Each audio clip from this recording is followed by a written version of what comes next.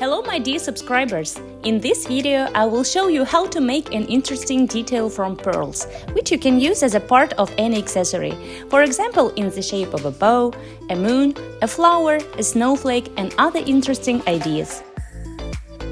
Follow the text on the screen and my hands. Enjoy watching!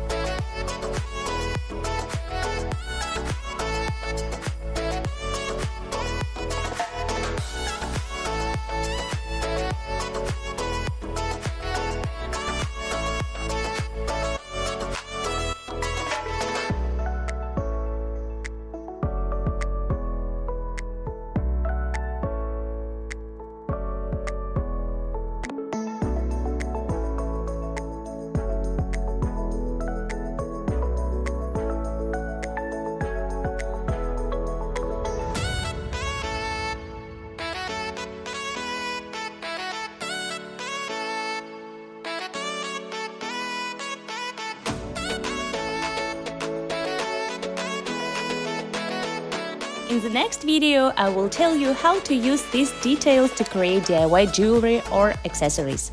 Stay with me and click on the bell icon to not miss new videos.